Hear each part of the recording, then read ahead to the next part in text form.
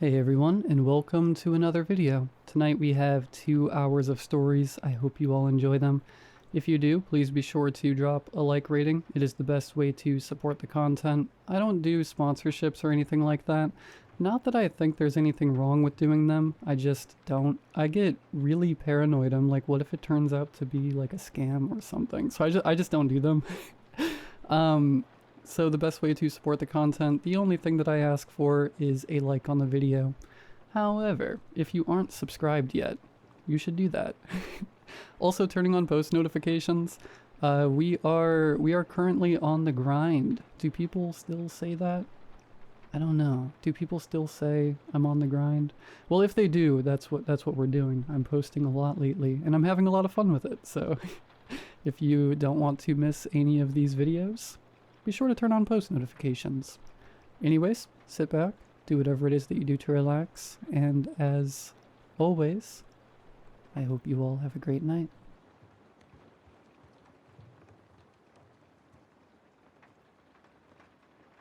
I backpack around the country. Sometimes I catch a ride with the occasional semi-driver, but mostly I walk. Everything I need is strapped to my back, and I live simply. Most of the time, it's a good life. That's not to say there aren't downsides. I've been mugged a couple of times, spent nights shivering myself to sleep, and been chased off by crotchety old farmers, sometimes at gunpoint. Lately I've been drifting through Nebraska and Iowa, where the cornfields stretch on forever. Rustling in the breeze, I take meals where I can, and I'm not above scavenging from the trash. I was digging through one such dumpster when I heard the distant crackle of thunder. The storm had been building all afternoon, the sky bruising at the edges, thick clouds swallowing the last hints of sunlight. When the first droplets hit, cold and sharp, I knew I'd be walking through a downpour soon if I didn't find shelter. I took a back road, no cars passed, just telephone lines, cattle, and fences. That's when I saw it, far across an empty stretch of land, past the buck and pole fences and the swaying thistles. A house, dark and silent, its windows boarded over like lidded eyes. Beyond it, set further back from the road, stood a barn, peeling red paint, roof sagging at one corner, its wide doors slightly ajar. Something about it made me stop. Maybe the way the last of the light caught on the slanted roof. Maybe the way the shadows pooled too thickly around the entrance. I hesitated. The storm was moving in fast. Wind picked up, whipping through the fields, hissing through the stalks of dead grass. I could keep walking, hope to find shelter somewhere else, but I didn't want to stay in the house. I knew that much. The barn seemed like the safer bet. Lightning split the sky, the rain came harder, soaking through my jacket. The fence was easy to slip through, the mud sucking at my boots as I crossed the field. The house loomed as I passed it, its presence heavy, watching. The barn doors creaked as I pushed them open. The smell hit me first. Damp hay, old wood, something else underneath. Something sour. Inside, it was darker than I expected. The rain on the metal roof echoed, hollow and rhythmic, a sound I normally found comforting, but here it felt different, deeper, like it was coming from beneath the floor. I hesitated, scanning the space. Empty stalls, a gutted tractor half buried in the shadows, loose hay scattered across the dirt, no signs of life. I climbed into the loft, keeping my back to the wall as I unrolled my sleeping bag. The storm raged outside, wind howling through the cracks in the barn walls. I fell into a tangled sleep. A sound jolted me awake. Something rattling in the distance back near the house. I crept out of my sleeping bag and climbed down the groaning ladder. I flicked the light on and stepped outside. The hail still peppered me as I crossed the stretch toward the house. Behind it, a set of storm cellars sat against the ground. One of the doors thrashed up and down, caught in the wind. The basement beyond churned my stomach, the stench of decay thick and cloying as it wafted up. One door remained intact while the other hung open. A splintered board jutting from its frame, jagged nails protruding like teeth where they once held it shut. They had secured both doors in place, yet now one gaped open, the barrier broken. A tingle of doubt crept through me as I wondered if the doors had been forced from within, or if the wind had somehow torn them loose. But the damage was too deliberate, too heavy. Something with weight had done this. I liked this place less and less. Being this close to the house made my skin crawl, though I couldn't put my finger on why. Then I heard it, a rattle at the barn doors behind me, where all my belongings were. I turned. One of the red barn doors quivered like a lip, hanging slightly farther open than I had left it. Another trick of the wind, I told myself. But this place, it felt like stepping into the wrong part of a bad neighborhood. The kind with pit bulls chained up in front yards, where furniture sat on the lawn. The kind where a wrong turn could get you mugged. The feeling sank into my gut like teeth. And yet, there wasn't another soul for miles, and I didn't have any other choice. I walked back toward the barn, flashlight in hand. Then I saw them. Footprints, bare feet in the mud, long toenails trailing deep into the earth. The prints led toward the barn. I traced them back with my light. They came from the storm cellar. I needed to grab my things and leave. I pulled the barn door back and shone my light inside. The hinges groaned. The beam of my flashlight cut through the gloom. A woman stood with her back to me. Hail clung to the greasy strands of her gray hair. Her clothes hung loose and ragged, sleeves torn, fabric stiff with old stains. "That you?" Her voice cracked, rasping through a throat that sounded raw. Slowly she turned. Her movements were wrong, too stiff, like she wasn't used to them. Her face was a mask of sunken gray lines. Patches of hair were missing, exposing smooth, pale scalp. The sockets where her eyes had been were hollow and wet. Her thin lips, shriveled and gray like dried sardines, barely pulled back enough to reveal teeth like worn tombstones. She sucked at the air, a wet, rattling whistle. I stood frozen, my heart thundered. My brain refused to process what I was seeing. She took a staggered step forward. Her dress, torn to shreds, slipped from her shoulders. A sagging breast peeked through, hollow where the nipple should have been. The flesh was gnawed as if something had chewed on her. Large teeth marks sank deep into the skin. I backed away, slow, pulse hammering in my throat. She walked with a hitch, her torso lifting too much with each step, one hand clutching her chest like she was holding herself together. My backpedaling led me to the barn doors, and then I felt it. Meaty fingers hooked into my shoulder, cold as marble, stiff but strong. The grip was steady, not yanking, not shoving, just holding me in place, something testing my weight. My breath caught. "If it ain't Ben," she murmured, lips barely forming the words, voice thick with something rotten, something wet. "Then we got a trespasser." The stench rolled over the back of my neck like heat off a carcass left too long in the sun. It clung to my skin, bloated heavy with something rotten. My stomach twisted. Bile crept up my throat. I didn't dare turn my head. She took another step forward, unsteady, shivering like something barely holding together. But I knew what was pressing into my lower back now.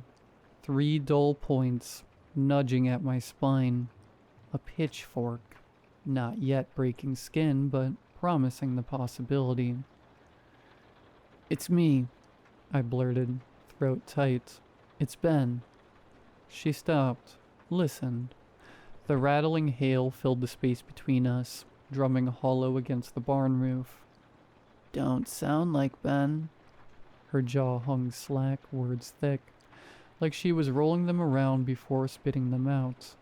The fingers on my shoulder tightened. The pitchfork pressed in a fraction more. I swallowed. "It's me. I'm just under the weather." The lie tumbled out dry, weak. She cocked her head, sniffing the air like she could smell the truth. Those empty sockets, slick and glistening, twitched slightly as if searching for me. Her face was unreadable, but I felt the shift in her posture, the hesitation, the way she leaned in just slightly, considering. The silence stretched too long, my pulse throbbing. The grip on my shoulder didn't loosen. Finally, she exhaled, slow and deliberate. "Let's get inside, then." Her voice scraped against the air. Her tongue flicked out, pale, pocked with holes, slick as a worm, tasting the space between us. The hand peeled away from my shoulder, slow and deliberate. The prongs of the pitchfork scraped against the dirt floor, dragging just enough to make my skin crawl. The weight of it lingered, a quiet, unspoken threat.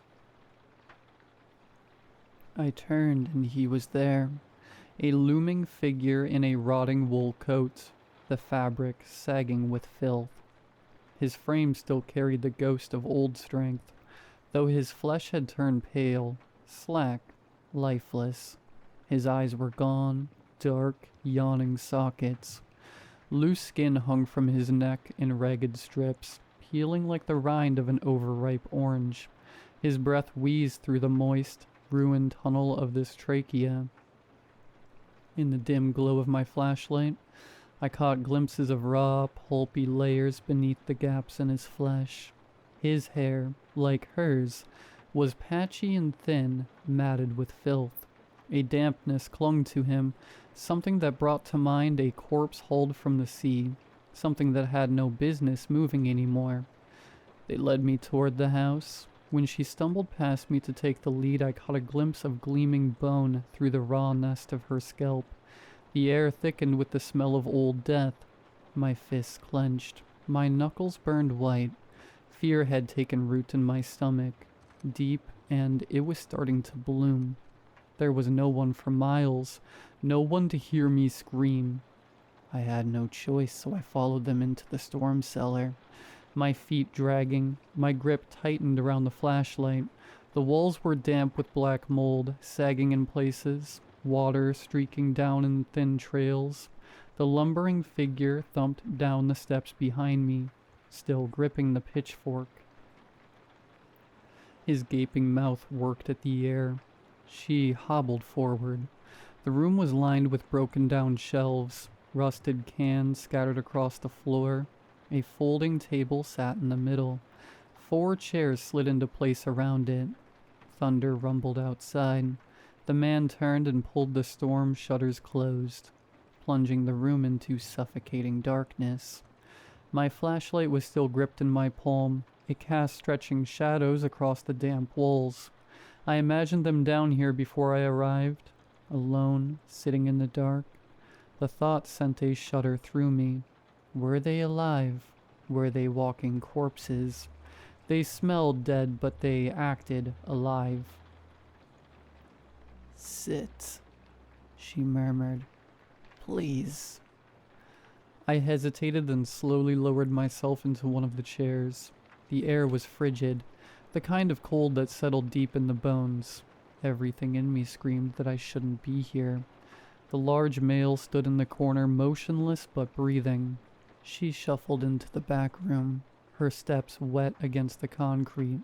Her shoulders arched forward, not from pain, but something deeper, something mechanical, like a body struggling to remember how to move. As she disappeared into the shadows, I turned toward another room across from me. The door was shut. Moving carefully, I rose from my chair, cautious not to make a sound over the shifting groan of the house and the storm beating its fists against the world outside. I crept toward the door, fingers wrapping around the handle. It turned easily. the door pushing open with a reluctant creak. Inside, 2 large dog cages sat against the far wall. Their heavy metal bars rusted but still looked strong enough. Each one was locked with a heavy padlock. In the first, a mummified corpse lay crumpled in on itself, the dried remains of a young man. His clothes hung to his bones, skin pulled tight like old leather. Cobwebs stretched between his fingers, webs caught in the open gape of his jaw. Ben? Their son? I didn't know for sure, but whoever he was actually dead, unlike them. I sucked in a sharp breath, stomach tightening as I clamped a hand over my mouth. The sound of her footsteps stopped. I held still, the silence stretched, pressing into my ears. Then a shift, a tilt of the head. The man's ear turned slightly, angling toward me like a dog picking up a distant sound. My heart slammed against my ribs. There was a second kennel, empty. Why? For me? I waited, breath caught in my throat, forcing myself not to move. His head cocked slightly, listening, but then he returned to his stillness. The vacant slits in his head reminded me of something I remembered hearing about, how the eyes are the first thing that carrion insects consume when you die because of how soft they are. Was that what happened to them? Her feet resumed their slow, wet shuffle in the back room. Moving carefully, I tiptoed back to the chair, lowering myself into it.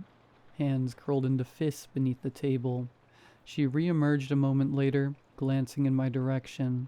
She carried a tray and set it down in front of me. Rusted cans of beans, corn, radishes, and other fruits and vegetables sat in a row. The metal was dented, lids peeled open, their edges rimmed with dried blood. Deep grooves from human teeth marked the sides of each can. Inside, a black soup sloshed thickly, rancid and rotting. "Come, Harold, sit. It's dinner time." He moved toward the table, dragging the pitchfork beside him. The prongs carved shallow tracks through the damp sludge on the floor. With a deep groan, he dropped into the chair next to me. They ate slowly, deliberately. Fingers dipped into the cans, scooping up the tar-like slop, shoving it between their lips, chewing, sucking, swallowing, wet sounds. Their hollow eyes never left me. A thick dribble of black ichor leaked from the ragged hole in his trachea, soaking into the filth on his overalls. He didn't react. The chewing grew louder, lips smacking, cracked teeth grinding. The sick, organic sounds filled the room, drowning out the storm outside. He was too close. His shoulder brushed mine as he hunched over his meal. She sat to my right, her rotted fingers stirring the sludge in her can. "You gotta eat. Keep your strength up." She nudged a can toward me, pickled yams. The smell hit me instantly. Sweetness turned sour. Something squirmed in the black slop. I hesitated, swallowing against the bile rising in my throat. My fingers curled around the rusted can. I took a slow breath and pretended to slurp at it. The smell alone was enough to turn my stomach, but worse was the sight of them, their pale hands working the sludge, their mouths smacking greedily around the rotten pulp of canned fruit and vegetables, the rancid odor of botulism. She leaned in close. "I know you ain't Ben." I could feel my eyes widen with terror. As she spoke, black droplets splattered onto my sleeve. My heart thumped hard against my ribs. Her lips furled into a smile. "I know you saw Ben in there." She motioned toward the other room. "Ben tried to leave, tried to go to that university. But we had work to do here. So much to do on the farm." Something writhed beneath her scalp, just like in the cans. A yellowed maggot fell from her forehead. Wiggling on the table, a bright, searing heat burned in my lungs. I needed to leave, to run, now. We couldn't let Ben go. We needed him here, with us. She smiled, her mouth a black, oozing void. I watched the maggot writhe in a slow circle. Ben wasn't a survivor, wasn't built tough. He stopped working the fields even after we whipped him. Broke his ankle, let it heal all wrong so he could wander the property without hobbles. Nothing taught the boy discipline, so we locked him up. Harold tossed an empty can over his shoulder, belching. A sickly, rotting sweetness filled my nostrils. She chewed at a gristly piece of something, black ichor, dribbled down her chin. He stopped moving in there, couldn't take it. Weak boy. Even Harold and me outlasted him. She reached for my hand, fingers thin and stringy like piano wires. The flesh was damp, her grip cold and clammy like a wet fish. Her cracked nails scraped against my skin. Harold and me, we tried making more babies. They just kept coming out all wrong. Buried 'em deep in the fields. I sat frozen, my mind clawing for sense, for some kind of reality to latch onto. None of this was right. None of this should have been possible. But her touch, deliberate and real, left no room for doubt. Then you came along, wandering onto our farm. A strong young man. Her grip tightened, fingers locking around my wrist. You could be the son we deserved. Just need to make a few things clear first. A blur of movement. Harold shot up from his seat. Before I could react, the pitchfork slammed down hard on my left hand. The middle barb punched clean through. A gunshot of pain exploded through my body. Ugh! I screamed, falling to my knees.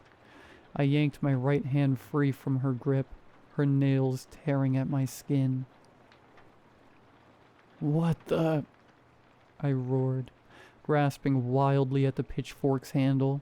It had been buried deep. The 3 prongs jutted all the way through the underside of the table, my blood trickling from the tips. Grab the leg irons, Harold. I scrambled to my knees, but she only watched, head tilted, listening, that same sick grin stretching her face. Harold's heavy footsteps thudded across the floor, steady, patient, knowing there was nowhere for me to go. If they got those shackles on me, I'd end up like Ben. I'd end up in that cage. My flashlight lay on the ground, its weak beam the only thing keeping the room from total darkness. The same darkness they moved through like blind, naked moles. I lunged for the pitchfork handle, wrenching at it with my free hand, but it wouldn't budge. He'd driven it too deep. I climbed onto the table, bracing my legs against its edge, and pulled, every muscle straining, my breath coming in ragged gasps. Stop it, or I'll put you in that dog cage right now, she hissed, sensing what I was doing, her ruined fingers twitching against the table. I pulled harder, veins bulging in my arms, jaw locked tight, my whole body on fire, the wound in my hand screaming as I put every ounce of strength into the handle. The door creaked before me. Harold was coming. I heard the clank of manacles swinging in his hand, his body a shadow moving through without urgency, knowing he didn't have to rush. I yanked, pulled, my teeth began to ache. The pitchfork gave away all at once. I staggered back, the table pitching forward beneath my weight, slamming down onto her arm with a grotesque pop, nearly tearing it from the socket. She made no sound, no scream of pain, only the raspy noise of her breathing as she lifted her head and grinned wider, her lips curling back, black ichor glistening along her gums. I hit the floor hard, my knees sinking into the slick, stinking filth, my boots sliding as I struggled to stand. I had seconds, maybe less.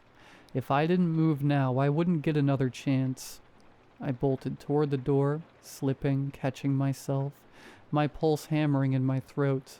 I heard Harold behind me, moving faster now, charging like a bull, the walls shuddering with his weight. I lunged past my flashlight and wrenched open the storm cellar, throwing my body into it just as his hand shot through the gap. There was no sound, just the awful meaty crunch as his hand was crushed between the jagged nails on the board that once held the heavy doors shut.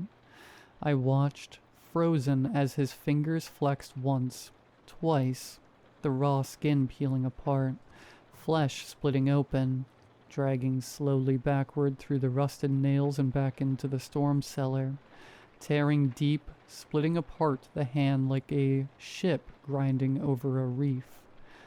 The ruined digits disappeared into the cellar with a thump. I stood there breathless, chest heaving, rain pounding against the earth outside. God, what were they? Were they even people anymore? I rushed toward the barn, feet pounding through the mud, breath burning in my throat. The storm cellars tore open behind me when I was halfway across. I didn't look back, but I heard the splintering wood, the slap of bare feet in the rain. The earth was a mess of deep puddles now, the hail softening into a relentless downpour, soaking through my clothes as I pushed forward. The barn loomed ahead, red and peeling, the place where all of this began. I turned. Through the dark and the rain I saw them. His massive frame, her hunched, twisted silhouette. They were coming, slow but sure, drawn to the sound of me even over the storm. I had to get my pack. Everything I owned, every piece of my life was in there. Without it, I was as good as dead. Even if it meant risking more, losing more, I had to retrieve it. I reached the barn and yanked the doors shut behind me, but the latch was useless, broken on the floor. No way to keep them out. I climbed into the loft, shoving my gear into my pack as fast as my shaking hands allowed. They were close now. I buried myself in a pile of soiled hay, curled tight, pulling more over me, barely breathing. "Shoulda hobbled you the second I saw you," she muttered from below. The tension coiled tight, a wire stretched to its breaking point. He wouldn't be able to follow me up here. Too big, too heavy. But she could. I heard her hands scrabbling against the rungs of the ladder, her feet clumsy as she climbed. The wood groaned under her weight. Then there was a wet, uneven shuffle. She was on all fours now, crawling across the loft, sifting through the hay. I held my breath. She was inches away, close enough that I could make out the thin, cracked line of her lips, the way they barely covered the dark gums beneath, close enough that the stink of her clung to the air, thick with a sweetness of decay. I heard her tongue move inside her mouth, restless, shifting. Her ruined hand, swollen and trembling, dropped into the straw beside my leg. A strand of spit dangled from her lips.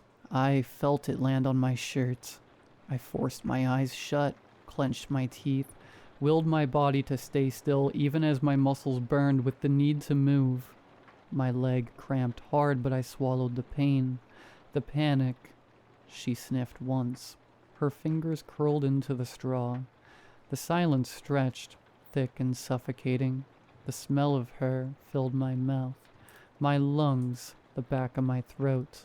Then she shifted, stilled, decided. And she retreated, crawling back down the ladder without a word. I stayed frozen, barely daring to breathe, listening as they rifled through the stalls below, kicking through piles of garbage and rotted hay. I waited, long after she left, long after I heard his heavy boots drag away. 30 minutes, an hour, maybe more. Only when the rain stopped and the first thin light pushed through the slats of the barn did I move. I slipped down, careful, silent, my wounded hand throbbing deep in my bones. I noticed no birds chirped, no crickets called, no frogs croaked. The land was eerie in its silence, dead in its stillness, cursed, poisoned. For a moment I almost convinced myself none of it had happened, that these things were just illusions, paranoia brought on by exhaustion and old habits clawing at the edge of my mind. But as I crept out of the barn, I saw the soil, trampled by many footprints. Some were mine, most were not. If you're a fellow drifter, if you ever pass an abandoned red barn in the middle of nowhere, keep on walking.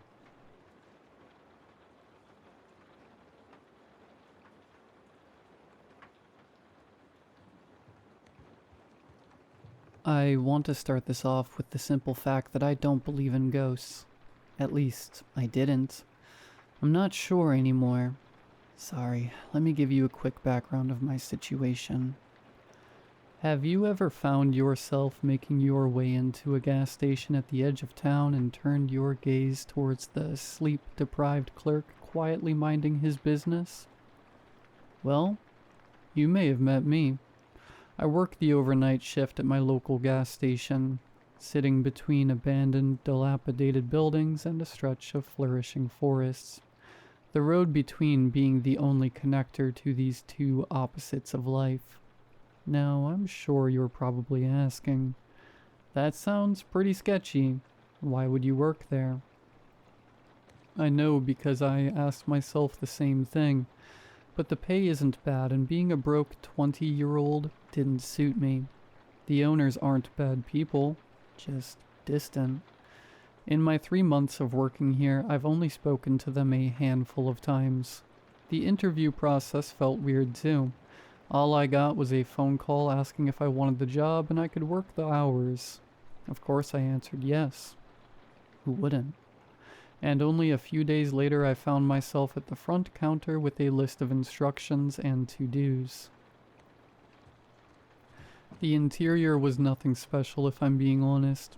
Shelves of overpriced candy and canned goods with a set of coolers lining the sidewall.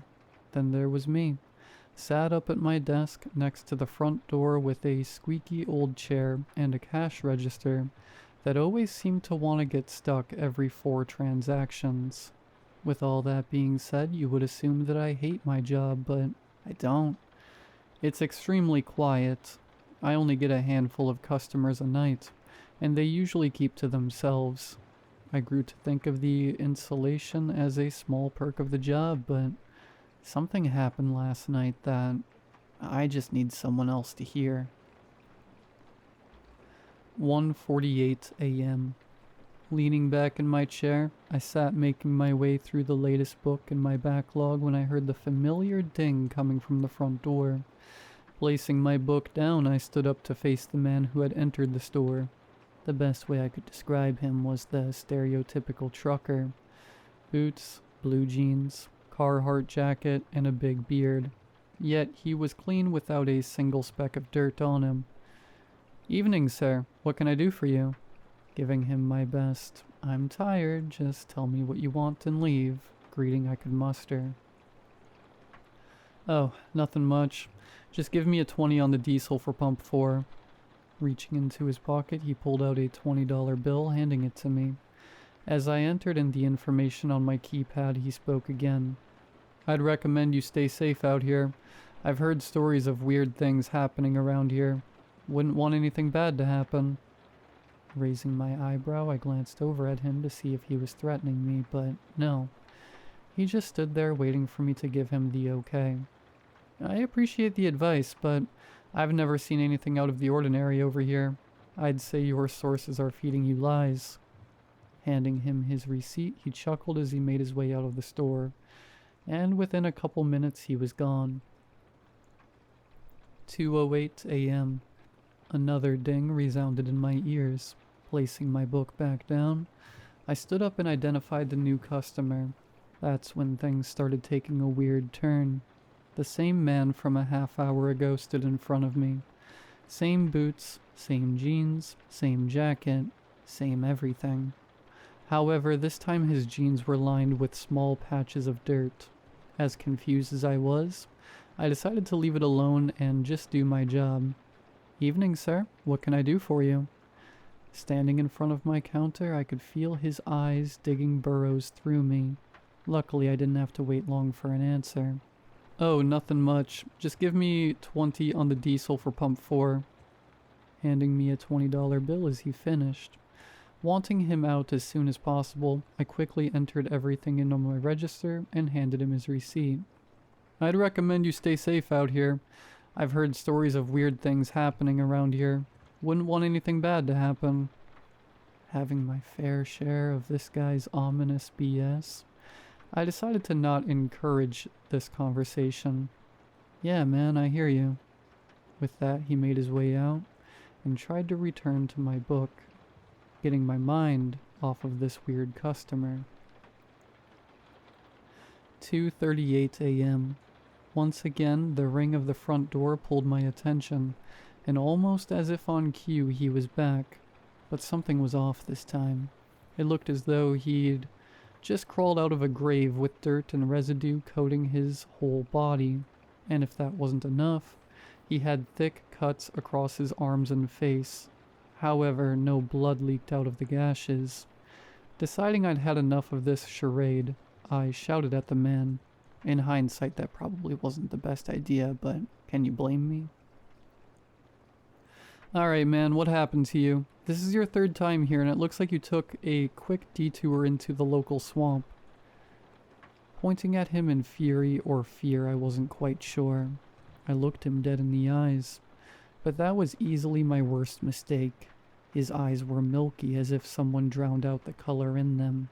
Retracting my hand, I couldn't help the gulp retreating down my throat.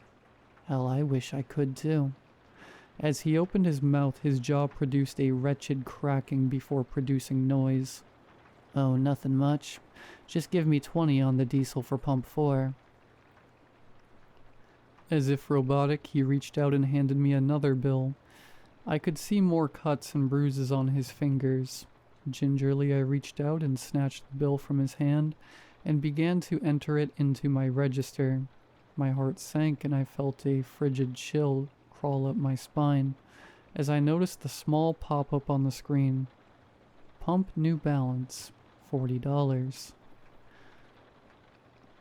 I began to sweat as my brain turned in my head. Panicking, I jerked my head towards the window facing the lot. To my horror, no truck sat anywhere outside. As I started contemplating on whether I was going insane or just tired, I felt heat building on my wrist. Spinning my head back to the man, I saw him tightly gripping my wrist. However, I couldn't feel the pressure of his grip. The only thing I could feel was a burning sensation that kept growing as he held my wrist. "Ugh, let go of my arm. What the hell do you think you—" My voice lost all power as I met the horror in front of me. The man now held his face only a few inches from mine. As we made eye contact, his face twisted into a horrifying smile, producing cracked teeth. "I'd recommend you stay safe out here. I've heard stories of weird things happening around here. Wouldn't want you to join the rest." At this point, I was frozen in fear. My voice left me to fend for myself, as all I could do was stare at this man standing in front of me. It felt as though we stood there for minutes before I finally built up the courage to say something. "You don't say."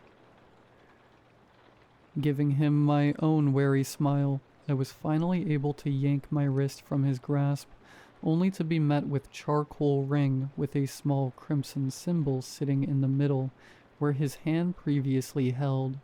Before I could even look back up, he had already turned on his feet, making his way out the store, moving out of my line of sight. Without a moment to think, I collapsed on the chair.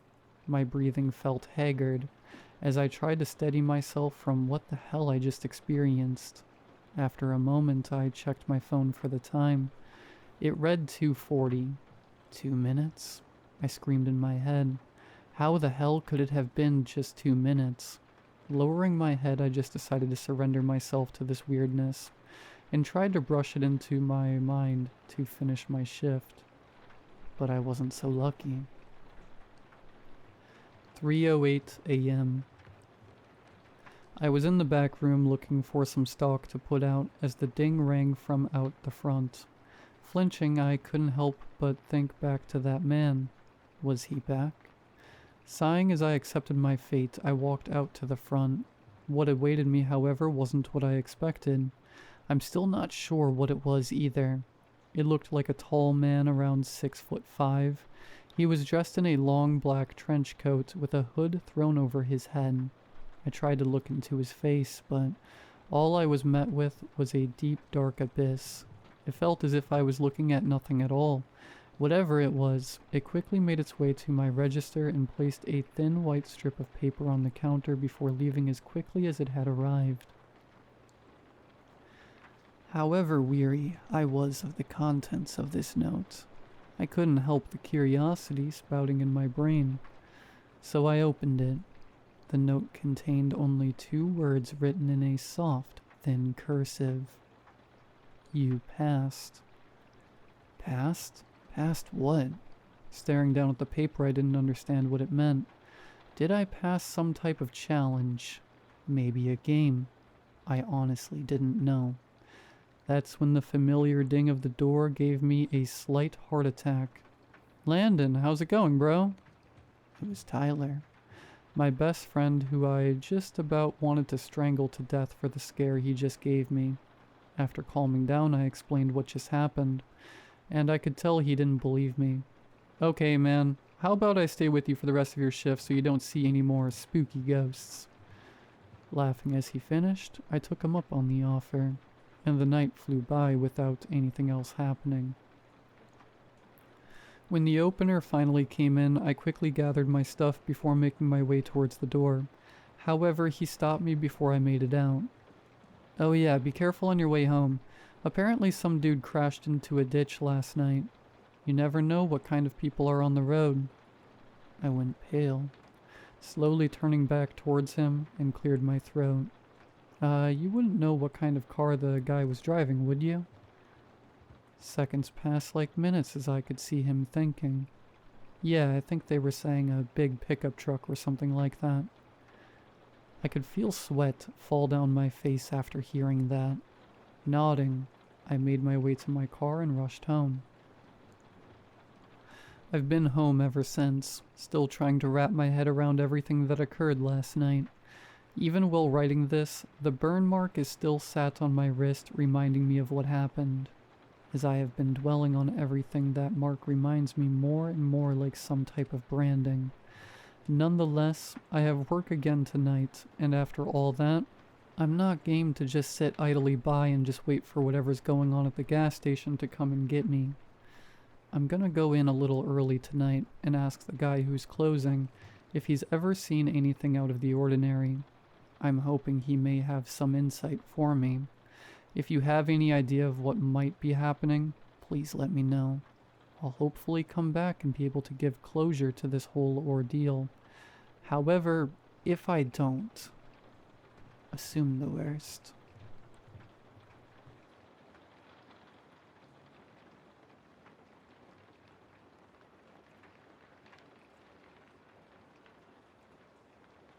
When I was a kid, our family had a British short-hair named Charlie.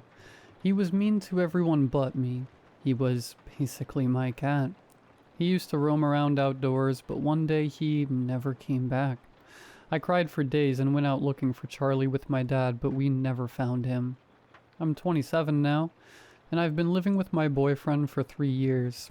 When we first moved in, we had a cat in our neighborhood who used to sniff around the bins. We took to calling him Trash Cat, before just calling him Trashy. One time, a few kids walking to school kicked rocks at Trashy. One hit him right in the face. Trashy was tough. stray cat, so he just ran at the teenagers and scratched one of the boys. The boy took his backpack off and started swinging. That's when I stepped in. I shouted at the kids like a grouchy old man. Trashy had run away during this. That's one thing we learnt about him. He was very skittish when it came to noises. One morning, Trashy was watching me from the front gate. I was leaving for work, so I knelt down to give him a pat, and he rolled onto his side. The next day, he was on our doorstep, so my boyfriend got the idea to leave a bowl of dry food and water for him. Trashy would eat and drink there every day. At some point, he just appeared inside our house, but we didn't make him leave. We loved him already. Trashy continued to roam outside. He would always be an outdoor cat at heart. He would sometimes leave for multiple days, and I would be distraught. "He'll come back," my boyfriend, Jason, reassured me. "If not for us, for the food." I got used to it. I would open the door to leave for work, and Trashy would be sitting there patiently. We eventually got a dog door for him to come and go as he pleases. One day we woke up to find patches of water around the house, and Trashy was soaking wet. He shivered, and we got a towel to dry him, but he wouldn't let us go near. "Did it rain last night?" I asked Jason. "No, the Bronsons have a pool. Maybe he got in." I was scared Trashy might drown. I'd never seen him swim before, so we got rid of the dog door, thinking that would solve our problems. But we kept finding him wet and leaving puddles around the house. Every morning Trashy would dash outside and only return when he was hungry. Eventually we stopped letting him out altogether, which only made him more anxious.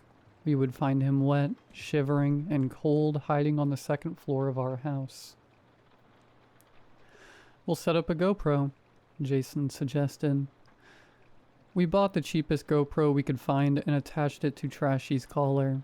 At night, we turned it on, and the recordings were saved directly to my PC.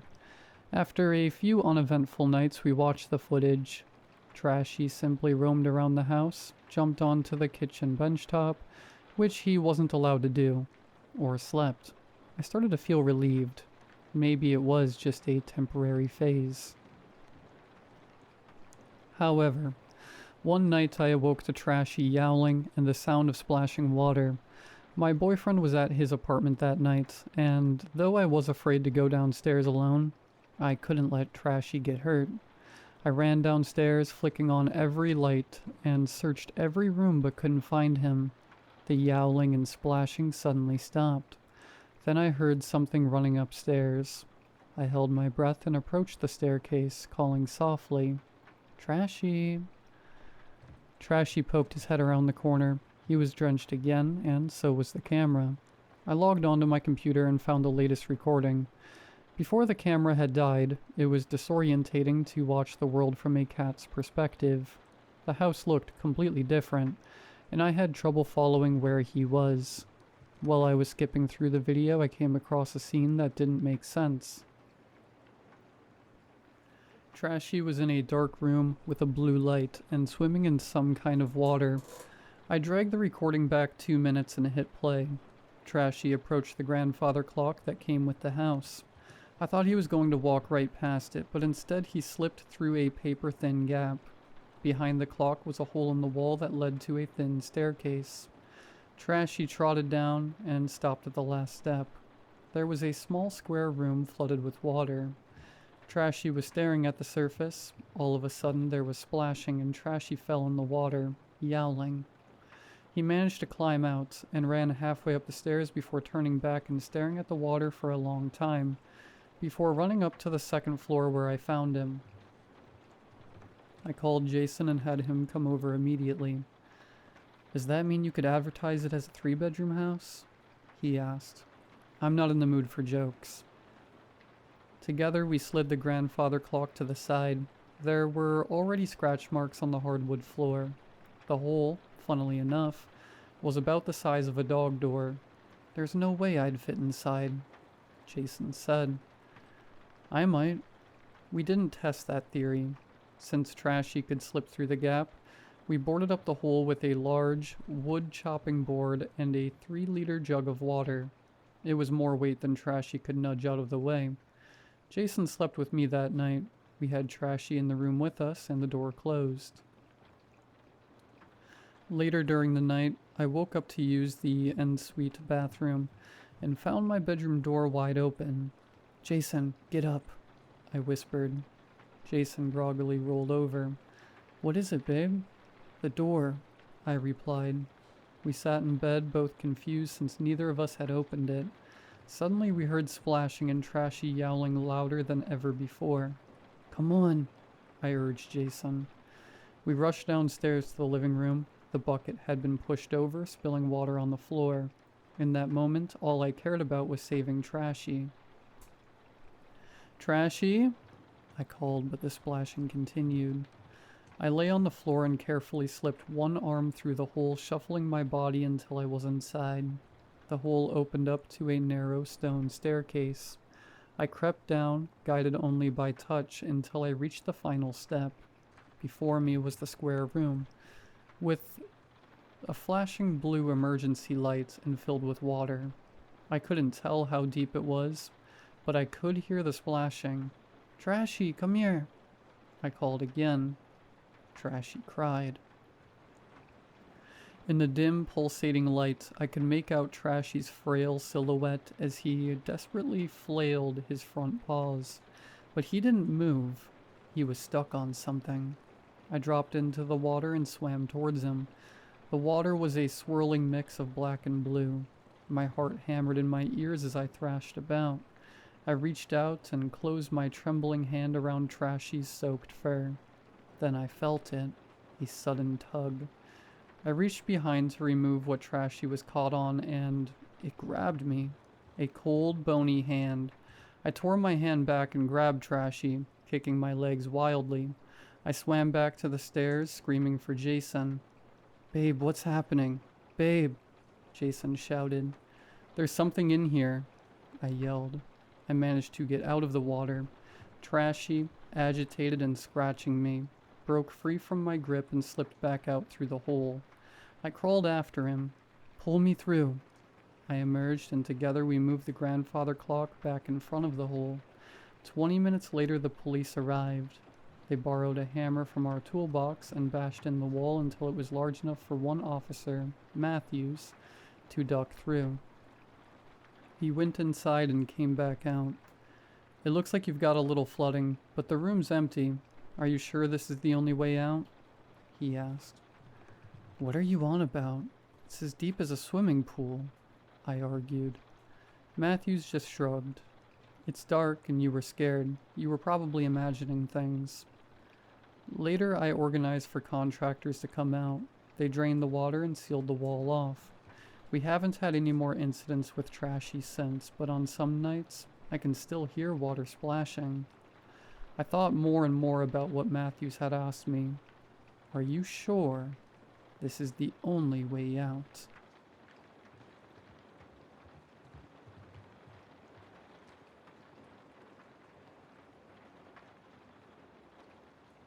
It all started terribly. My phone displayed Donna, my best friend's name, for the 4th time. Crap, I cursed under my breath, frantically searching through my closet. Of course, I couldn't find anything decent to wear. She's gonna kill me for sure. After 5 minutes of relentless digging, I grabbed some clothes and changed quickly. Guess what? I wore the shirt inside out at first. Lovely. Murphy's Law had been in action since the morning began. I woke up late despite being a light sleeper. The phone charger wasn't plugged in. I didn't prepare anything beforehand for the stay over at Donna's house. You know the drill. I was supposed to be there at 4 p.m., but now it was almost past 5.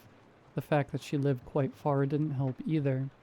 Taking a deep breath, I started stuffing the duffel bag with whatever I could get my hands on. When my phone started ringing again, I put it on speaker. "You coming on a plane or something?" Donna's exasperated tone boomed. "I'm sorry. Have you even got out?" "Yeah, well," she sighed. "The weather's getting bad. Just come fast, will ya?" By the time I left, dark clouds were already rolling in, bringing occasional cold gusts of air. I hurriedly called a taxi and jumped in, praying for the rain to come pouring down after I reached. I texted Donna that I was on my way. I got a thumbs up as a response, a sign that she was super mad. I reclined on the seat staring at the window. Thankfully, there wasn't much traffic, allowing me to reach within 45 minutes. Just as I entered her apartment gate, I heard the pitter-patter of rain. A lucky moment indeed. Donna lived on the 7th floor of a residential apartment building. There was only 1 week left until our semester break was over. We did plan to have a sleepover before, but it never came to fruition. Finally, we agreed on a date after much discussion. I pressed the elevator button. I didn't quite enjoy riding elevators. That claustrophobic sensation, the gentle humming, the slight jerk that you sometimes felt in the pit of your stomach. Oh, the electricity, too. Nevertheless, my lazy butt would rather stand for an hour, but not climb up the stairs. The machine reached the ground floor with a cheery ding. I went in. Suddenly feeling a bit nervous, the 7th floor button lit up, and with a quick thump, the elevator began to ascend. The interior had mirrored walls with a green carpeted floor. The lack of handrails made it a bit risky, though. I fixed my hair and waited for the door to open. Instead of stopping at the designated floor, it kept going up. The hell? The display flashed level 9. The apartment only had 8 floors. I frantically pressed the emergency button to no avail. My phone showed no signal at all. My brain couldn't register what was happening. How was this even possible? With shaking hands, I tried to call Donna, despite knowing it wouldn't work. Texts were not being sent either. Beads of sweat crept down my forehead. The elevator speed increased, making a whoosh sound. Everything started to spin. I leaned on the wall and put my hand on it with as much pressure as I could. It felt as though the walls were closing in on me. Hot tears rolled down my face. I noticed that my breath was fogging up. When did it get so chilly? The screen now flashed 50 in ominous, bold red numbers. The lights flickered slightly, threatening to go out at any second. I sat on the floor whimpering, and then it stopped. It occurred with such force that I almost crashed into the door. The elevator stood extremely still, the mechanical whirring being replaced by eerie silence. I was scared to make any sound. I placed my hand on the cold steel, sending shivers down my spine. The door moved. I squealed, backing away from the door. I slowly stood up and stared at the darkness ahead of me. Absolute pitch black. The light in the elevator didn't help much in illuminating the outside. My whole body trembled like a leaf. Should I even step out? God knew what was waiting in the inky blackness. I contemplated turning on the flashlight, but didn't for now. Wiping my face, I took a deep breath and stepped forward carefully. Don't blame me. What else could I have done? The floor underneath my shoes felt rock solid, and weirdly enough, my feet could sense the coldness through the rubber sole. The silence was so overwhelming that I could hear blood rushing through my veins. With sweaty palms, I turned up my phone's brightness and held it up. The place looked like a garage, empty and derelict. The peeling yellow walls were covered with stains that oddly resembled dried blood. I sure as hell hoped that wasn't the case. Strange red markings covered the entirety of the concrete floor, something of a madman's gibberish doodles. The longer I walked, the more the darkness hung like a cloak around me. Why was this thing not end? A sound. Low growling. I froze. It came from a corner, exactly where my phone's light was shining. It was a human. Well, not quite human. It was crouched on all fours, shaking back and forth like a pendulum. Blue, thin veins crisscrossed its hands, pulsating. Long, matted hair covered its face. The skin was so white it was almost glowing. Bones were poking out from all angles. I instinctively yelped, almost dropping my phone. That thing raised its head in a flash, gazing at me with opal black eyes. It smiled. It smiled. Too many rows of sharp teeth, no nose. It convulsed violently, producing a loud screeching noise. I noped out of there and started sprinting. The faint outline of the elevator seemed thousands of miles away, now radiating a crimson aura.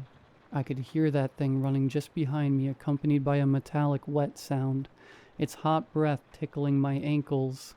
I didn't want to imagine what would happen to me if it caught me. Suddenly I heard a ding. The elevator doors made a slight movement. My legs felt like lead, waiting to collapse at any moment. The air tasted sour in my mouth. Every cell in my body screamed to get away from that thing. 3. It let out a wail, its hand almost touching my leg. 2. The doors began to close. 1. Through the tiny gap, I shot inside like a bullet. Just before they closed, I saw the thing jump a foot above the ground, ready to pounce. Bang! Its body slammed against the metal, shaking the whole elevator. I sat down, hyperventilating, gasping for air like a fish out of water. The dim lights became brighter. The numbers returned to normal. I clutched my duffel bag tightly. Through my blurry vision, I looked at the time on my phone. 6:05 p.m. The exact time I got inside. I was descending. It stopped on the 7th floor. The relief that passed through my body when Donna's door showed up was otherworldly. I came out as fast as I could, not caring how hideous I probably looked. Safe to say, I don't ride elevators anymore.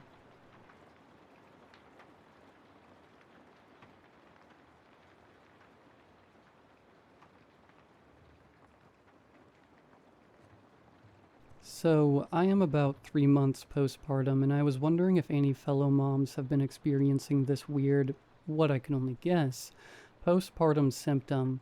I'm hesitant to ask anyone I know for fear of them thinking I might be crazy, but I am desperate for answers because I feel like I'm losing my mind. Anytime my baby cries or I lose my patience with my husband, I see this thing just out of the corner of my eye. I'm not even sure how to describe it. It's almost like if a spider was a person, all lanky arms and long, skinny legs with gray paper-thin skin, and sunken black eyes hugging the walls as though it were growing out of them. I've only seen brief glimpses of it in those moments. Seen it disappearing around corners or sinking behind door frames. Once or twice I swore I saw it scuttling into a dark, shadowy spot on the ceiling. Just little things that I could write off as the sleep-deprived effects of a horror movie lover's mind. Until yesterday. Yesterday I was changing the baby after a nap, and he would not stop crying. His high-pitched wails piercing my ears like needles being shoved directly into my cochlea. Tears pricked my eyes as I zipped up his onesie, praying to whatever god there may be that he would calm down long enough for me to regain my sanity. Click, click, click. I paused my oncoming breakdown, the clicking taking me out of the crushing sense of defeat for a moment. Click, click, click. My eyebrows furrowed upon hearing it again. Slowly I turned my head in the direction of the sound, and there it was. At the edge of my sight, peering around the doorframe, was an emaciated figure shrouded in shadows. I froze, not wanting to look directly at it, for fear it would attack me or my son if it knew I could see it. My heart was racing. My son's cries were now muffled, background noise to the sound of that thing's horrible crackling joints. I could feel myself beginning to tremble, the tears from before now freely spilling down my cheeks, slowly. I pulled my son closer to me, now only small squeaks and soft mms escaping him as he nuzzled into my chest, unaware of the horror that loomed just a few feet away. Hey babe, do you remember where we put the extra bottles? The rest aren't finished being sanitized yet. The sound of my husband's voice startled me out of my fear-frozen state, and I snapped my eyes shut for a moment, and in that moment, the thing had vanished. No clicks, no footsteps, not even the sound of a parting breath. Shocked, I looked around frantically, hoping that the thing hadn't scurried away to some other part of the room and wasn't lying in wait to try and ambush my baby and I once I moved. Nothing. I heard my husband coming up the stairs and tried to collect myself before he could see how frazzled I was. "Elena, you up here?" His sturdy frame entered the doorway, his dark brows furrowed in innocent confusion that melted into concern as his eyes fell on me. "Are you okay?" I stared back at him, wide-eyed and teary. From my spot by the changing table, for some reason I felt like I couldn't tell him. I was sure he'd think I was crazy, and maybe I am. Yeah, I just had some healing pain in my stomach, and Gabriel wouldn't stop crying, and I just got so overwhelmed, and his strong arms took me in, hugging me gently. Our son enveloped between his parents, warm and safe. This should have eased me. This should have taken all my fears away. This should have set everything right, but I could hear it again. Click, click, click. Please, for the love of God, tell me some of you other freshly postpartum moms have experienced something like this. Please tell me I'm not crazy. Please tell me that me and my family are safe. Please.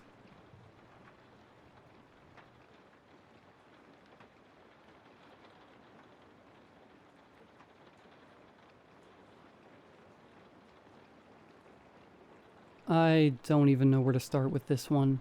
I just remembered this encounter the other night and I had to post it. It was a few years ago. I was working at a grocery store. I worked there with my friends Josh and his girlfriend Trinity. We would try to plan things on our days off together so we could hang out. I should have ignored the text. If I had, none of this would have happened. It was 2 days before my day off, and I remember waking up to the buzz of my phone vibrating against my nightstand. I squinted at the screen, still half asleep. "Josh, you off Thursday?" Me. "Yeah, why?" Josh. "Don't make any plans. Me and Trinity have a surprise." That was it. No context, no details. Just a cryptic message that immediately had me curious. I should have known better. Josh was always dragging me into his weird stuff. Urban exploring, sneaking into places we weren't supposed to be, testing out all those haunted legends people whispered about. Half the time it was just abandoned buildings and graffiti-covered tunnels. Nothing ever really happened, but to be honest, I loved it all. But something about that message stuck with me. Maybe it was the way he worded it. A surprise. Like it was something special. I texted back asking what he was talking about, but all I got was, "Just trust me, pick you up at 7. I should have said no. I should have told him I had plans, even if it was a lie. Because now, after what happened, I keep thinking, Josh didn't find that place. It found us. I had decided to vlog the day for YouTube. We went to Sevierville, grabbed food, and then as the sun sunk behind the mountains, we headed to the old house on Sulfur Springs Road. You might have heard of it. The one everyone says is cursed, the one with all the stories about people going missing. Apparently it was a small makeshift hospital during the tuberculosis outbreaks in 1954. I've heard about it for years, but I never actually thought any of the paranormal stuff was real. But it is. It's real, and now I wish we'd never gone there. The house sits deep in the woods, way off the main road.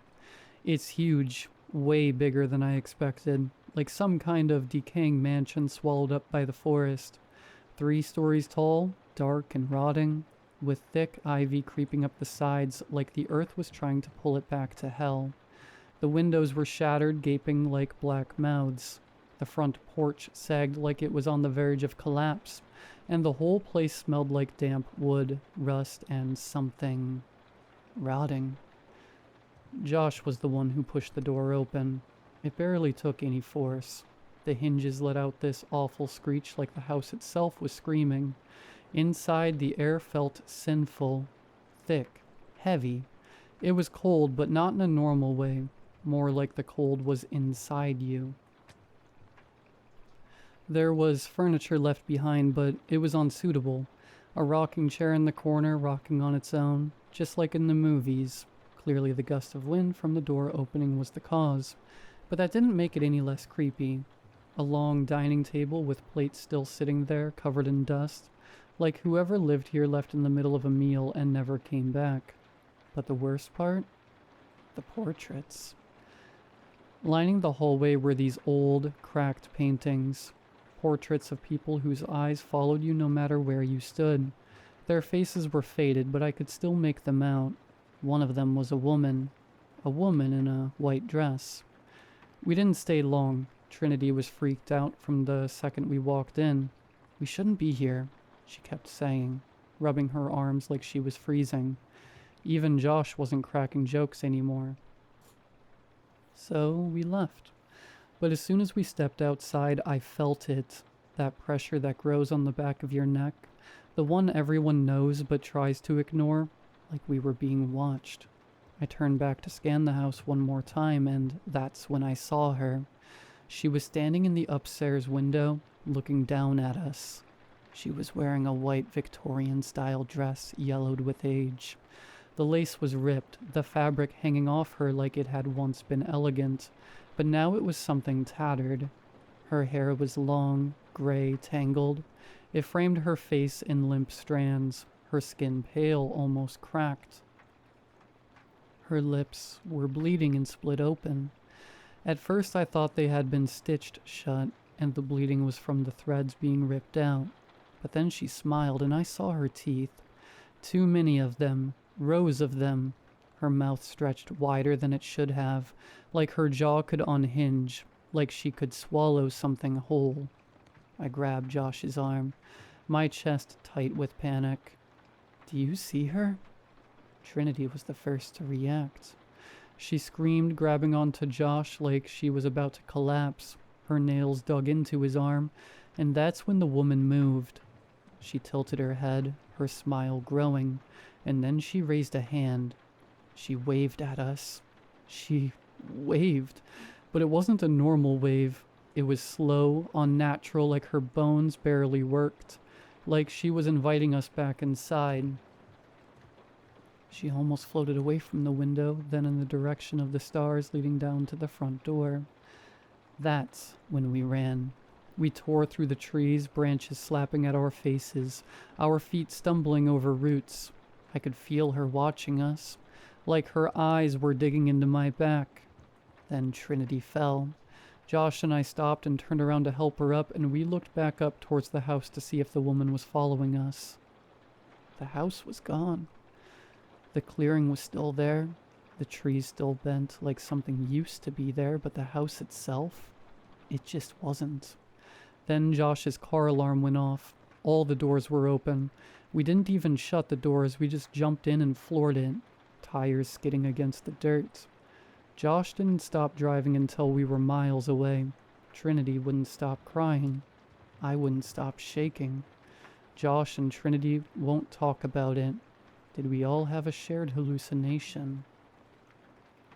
Maybe some sort of delusional moment, some sort of echo from the past from all the despair from the house.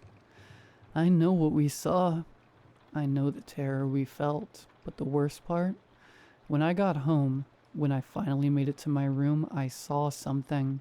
A piece of fabric, a shred of white lace, sitting in the middle of my floor. I don't know how, but I think she followed me home.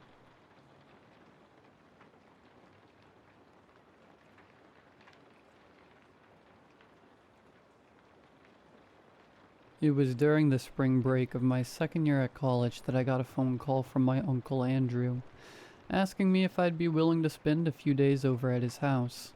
My grandfather had been sick for a long, tough while, and it had apparently gotten to the stage that the primary focus now was less to treat him, and more so to just make him as comfortable as possible for the time he had left. I can't say I envied anyone in the situation. Grandpa who'd be getting ready to face eternity in a house that wasn't his, with no company but a son who he barely spoke to these days. And Andrew, whose girlfriend died giving birth to their daughter 7 months ago, and was now tasked with taking care of a dying man on top of that.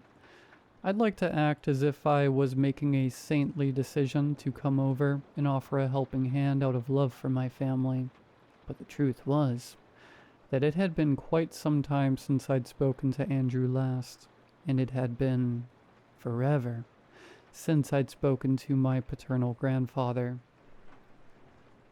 No, I went because I was lonely, unbearably so.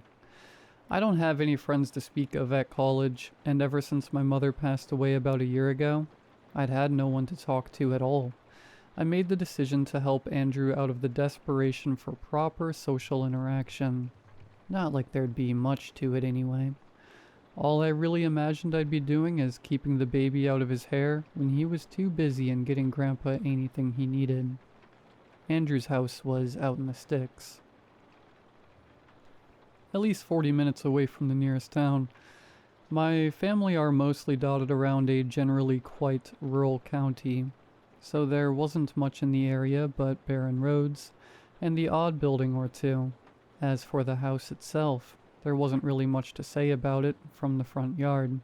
Just another isolated double story that someone called home. I rang the doorbell, and after a few moments Andrew greeted me. He seemed more or less the same as the last time I'd seen him in the flesh. "Ah, Nick, how are you doing? Thanks so much again for coming." He smiled, his voice nothing if not welcoming. "Nah, not like I had much going on anyway," I replied, to which he chuckled. "Come on in. Throw your jacket on the hanger there. You want some coffee?" "Sure," I said. "Yeah, all right. Have a seat over in the living room. First door to your left." I took his invitation and made my way over. Now that I was fully inside, I could see that there was more to Andrew's house than meets the eye at first.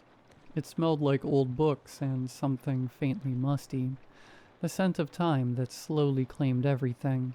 The entryway was wide and dimly lit, with heavy curtains blocking out the daylight. There was a quiet rhythm to the house. The creaking of wood beneath our feet, the soft shuffle of Andrew's footsteps echoing through long corridors. It had the basic interior of a house, a lot older than you'd think it was from outside, with aged patterns across the wallpaper and somewhat ornate type of miniature chandelier suspended from the ceiling. Clashing with these design decisions was the more minimalist furniture and art pieces hanging from the walls.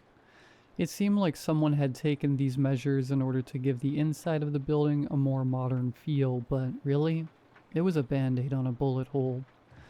I looked around after reaching my destination. The living room appeared comfortable enough, with an ever so slightly peeling couch, a worn rug, and shelves of books that didn't seem to have been touched in years. It was the kind of place that felt frozen in time, a bit musty but lived in, as though the walls had absorbed the memories of countless years of family life. A minute or so later, Andrew entered with 2 mugs. I sipped mine slowly as we exchanged some admittedly uncomfortable small talk. "God, you look so grown up. It's been, what, 2 years?" It had been at least 5. This continued for a while until we got to the tasks that'd be at hand for the next number of days. "I'll be picking him up from the hospice tomorrow after work. I'll probably be close to 7 before we'll get back. Chloe's upstairs having her nap right now, so I'm gonna go and get started on making dinner. In the meantime, you go ahead and make yourself comfortable. There are 2 free rooms upstairs. You can take your pick." He rose and clapped me on the shoulders before heading over to the kitchen. "I really do appreciate it, Nick. It's been rough having to pay for babysitters." After going upstairs, I passed what must have been Andrew's room on the way down the hallway. Another chamber masquerading as belonging to a home far younger than was the reality, with a double bed and a child's cot next to it. The baby sleeping soundly inside. I had a mountain of college assignments to get cracking on. So I'd brought my laptop and sociology textbook in my travel bag. That's how I spent the majority of the evening, taking an hour's break for dinner. We had another fairly awkward conversation about what I'd been getting up to in college. Spoilers, nothing.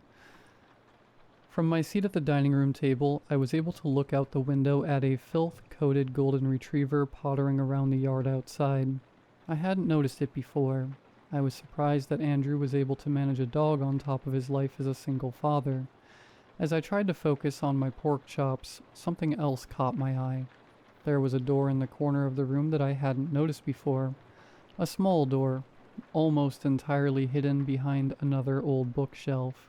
I couldn't see much of it, but there was something about the door that captured my attention, something in the way the wood seemed to shimmer in the dim light, as though it wasn't quite real.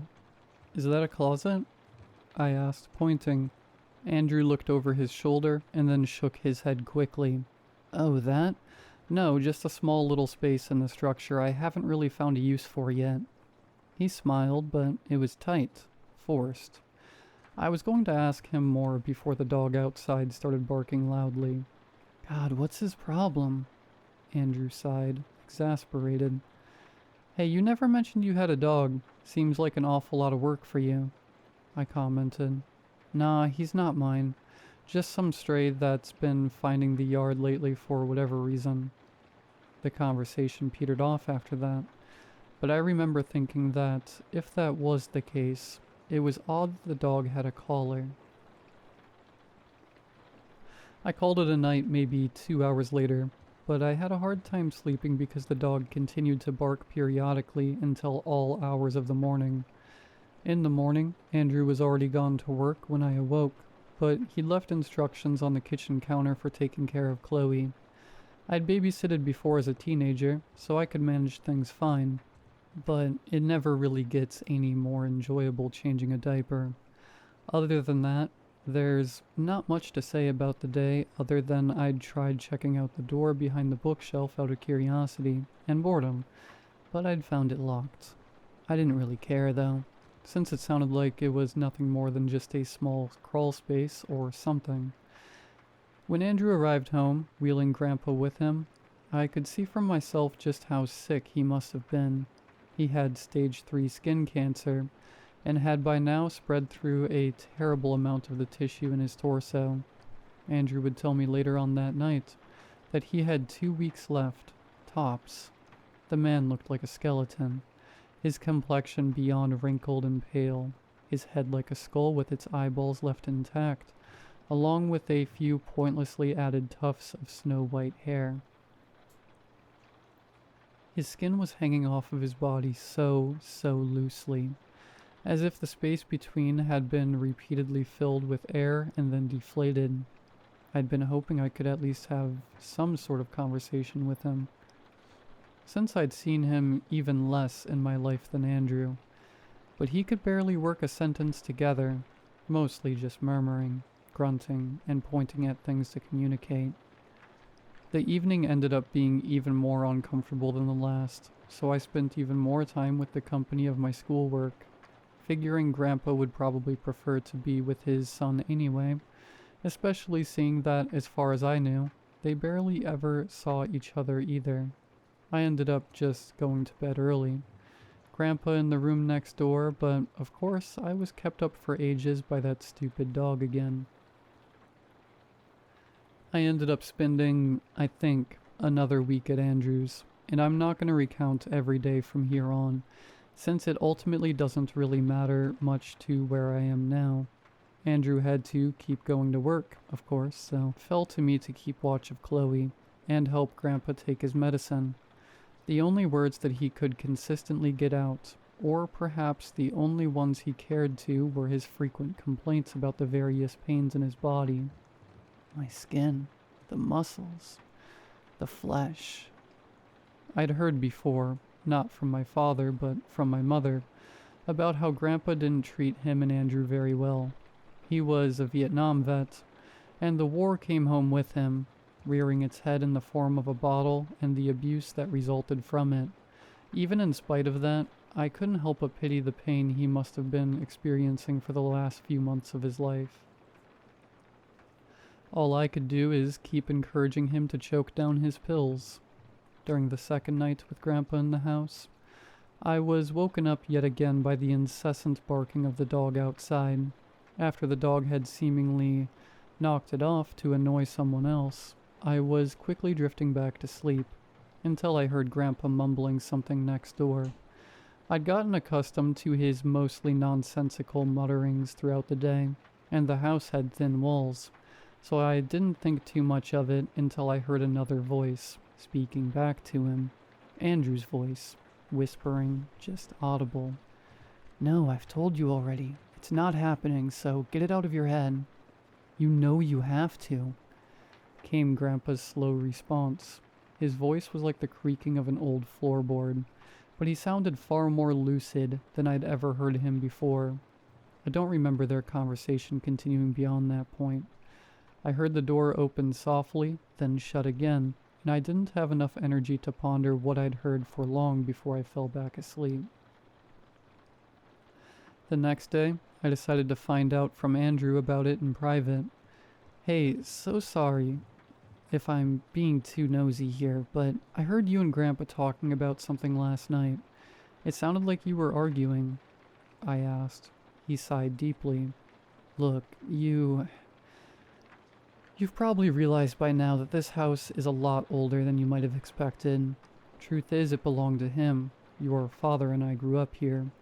He's he's not happy with how I've been running things here, that's all. You know how older guys are really particular about that sort of thing." He looked conflicted about what he'd said, and the silence between us was deafening.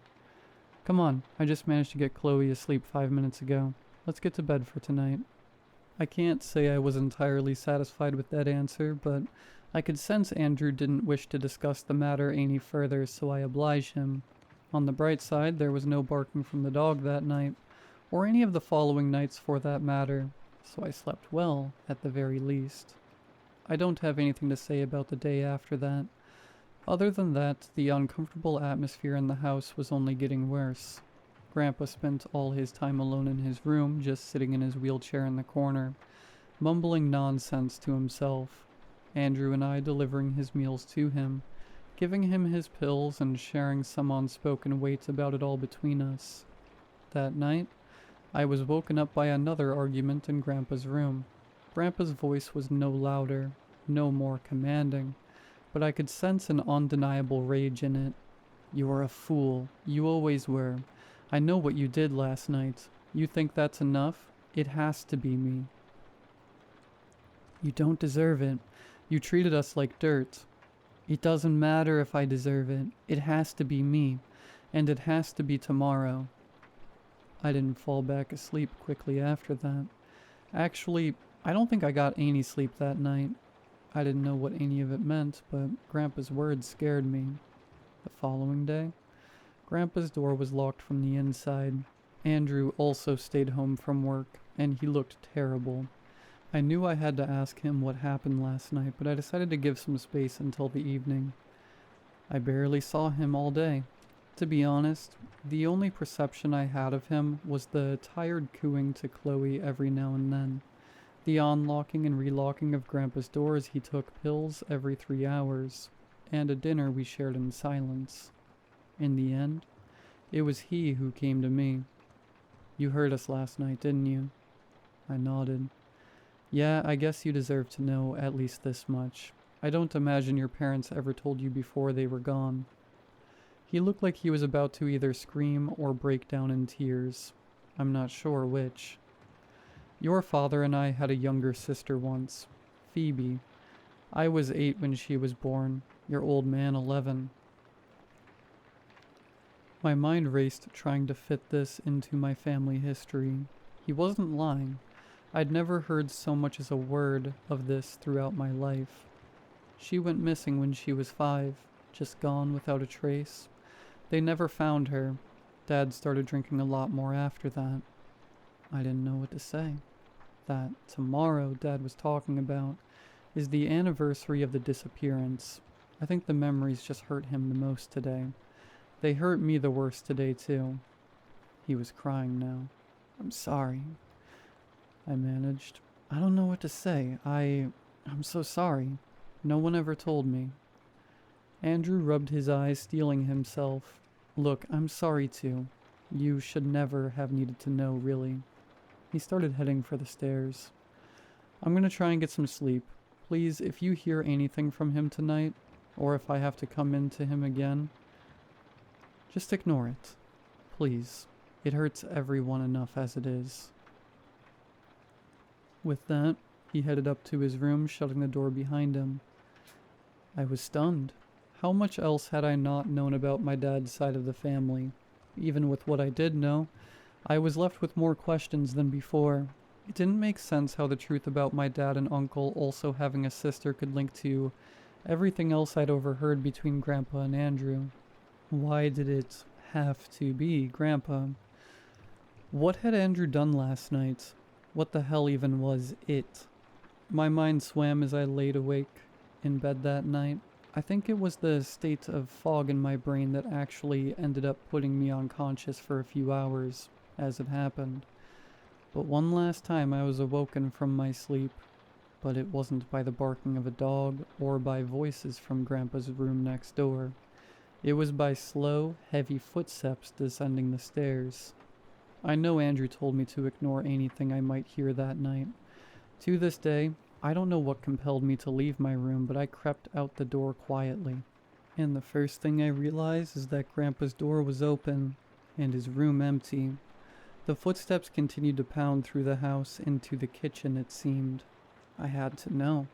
I had to know the truth to everything that was going on in this house, and I sensed that I was right at the cusp of it. As silently as I could, I too descended the stairs.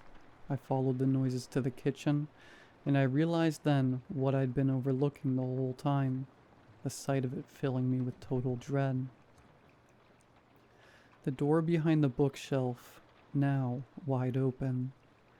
I abandoned whatever idea of stealth I had left in my head, rushing over to the door where I found that it wasn't some sort of small little cupboard or crawl space at all. It was a flight of stairs down to what must have been a cellar. Why had Andrew lied about this? I flew down the stairs and turned to the cellar door on my right, pressing my ear against it. Deep, heavy, fatigued breathing, and the surface of the door felt almost as if it was vibrating, pulsing with some impossible force. I gripped the door handle, and it felt white hot. My hand turns. The door opens. The truth is revealed. Andrew was alone in the cellar, illuminated by one dim light bulb hanging from the ceiling, the kitchen knife in hand. No sign of Grandpa anywhere. Andrew barely reacted to my presence. He just kept staring at the wall opposite of him. Only, it wasn't a wall. Not really. Where there should have been brick and wallpaper, a pulsing, oozing, red-brown expanse of flesh spanned the side of the cellar ahead of us. The drywall at the edges of the adjacent walls transitioning from plaster and sheet brick into living tissue. The wall heaved and throbbed, and sweat, somehow horrifically, impossibly given the gift of life. I can't even begin to describe the smell. The smell was disgusting. I could barely think. The sight of it almost made me feel mad, like I had found myself in a bizarre nightmare. Any rational thoughts shackled away behind lock and key. What the... I choked. What is this? Andrew, what is this? Where's Grandpa? He turned around, seemingly broken out of a trance. He stared back at the wall for a second. He was right, I heard him say. More to himself than to me. He turned back. He was right. It had to be done. I glanced back around him to the putrid, fleshy mass before my eyes. No, he couldn't mean that. No, Andrew, where's Grandpa? What have you done? I begged, denying to myself what I knew had transpired. Andrew glanced back at the wall again for a few moments. He had a look of almost reverence etched across his face. He faced me for a second, madness twinkling in his eyes. It's what he wanted. No, you're lying, I roared, not believing myself one bit. What even is this? He didn't look away from the wall of flesh. I inherited it, I suppose. It had to be done, you know? It's what he wanted. The wall suddenly flexed outward grotesquely, emitting a low, grumbling sound. Try as I did to deny it to myself in the moment, I knew what that must have meant. As I saw a look of concern flash across Andrew's face, it was hungry again, needed to be fed soon. Clearly, Grandpa wasn't a fitting meal. Amidst the grumbling, we could both suddenly hear a high-pitched noise, piercing through it. Chloe crying from upstairs. Andrew stared up at the ceiling, then back over to me. Don't, I whispered, but he was already charging towards the door. Andrew, don't! He shoved hard against me as I tried to block him from getting out of the door. I threw myself against him with everything I had, tried to wrestle the knife from his grip, but he was far stronger than he looked, overpowering me quickly and slashing my right leg. I howled in shock and pain. You know what? He hissed, throwing me to the ground and grabbing me by my legs as I gushed blood. This is even better. You're of far more use anyway. I realized in an instant what he meant as he dragged me towards the wall of flesh. No, I choked. No, Andrew, please. God, My words were cut off as I became almost entirely immersed in the writhing, living mass. Tendrils wrapped around me, almost painlessly puncturing through my skin, connecting to me. For a few brief passing moments, I had the notion that I was linking, fusing to the grand biological system of the wall, that soon all would be alive.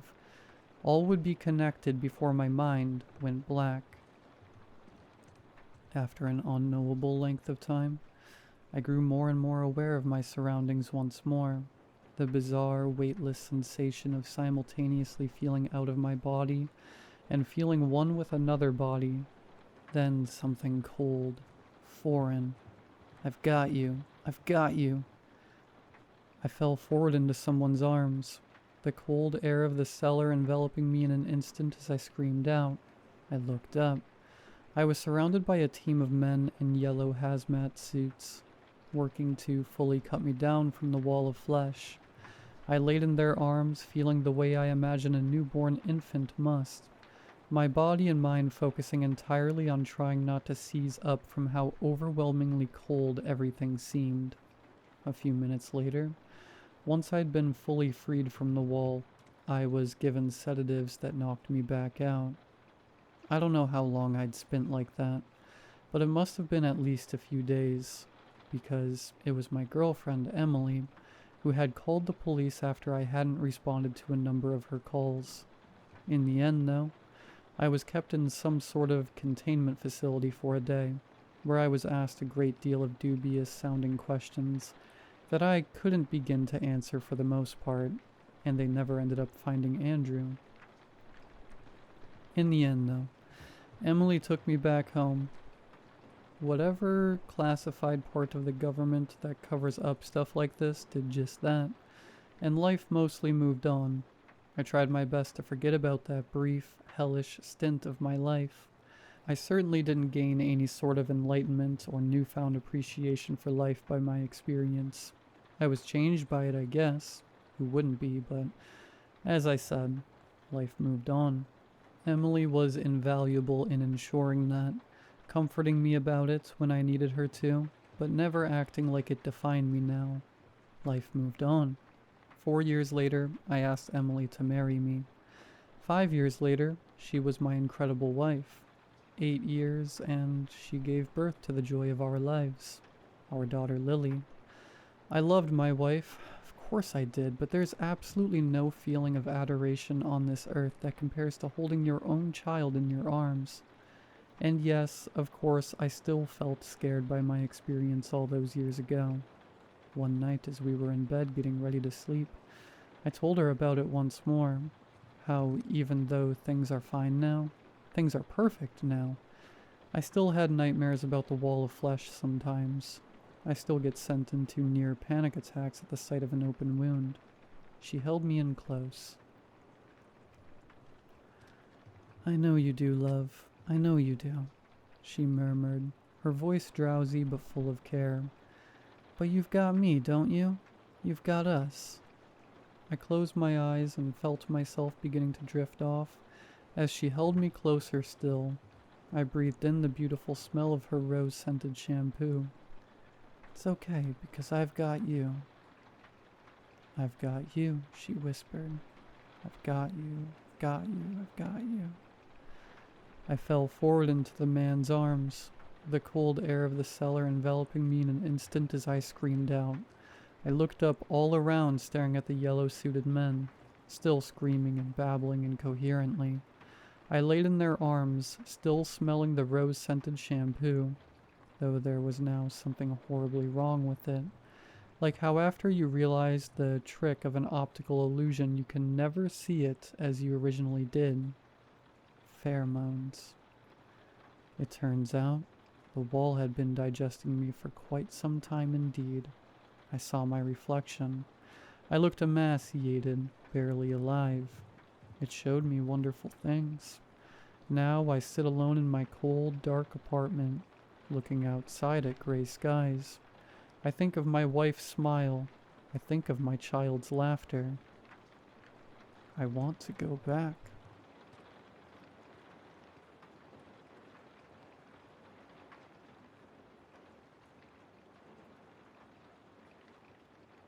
I've been a trucker for years, long enough to hear every tall tale there is about seeing something crazy on the road. Every trucker has one, and you tire of hearing them pretty fast. You're hunched in a grease-stained diner, just trying to choke down a diesel-tasting coffee before slinking back onto the highway.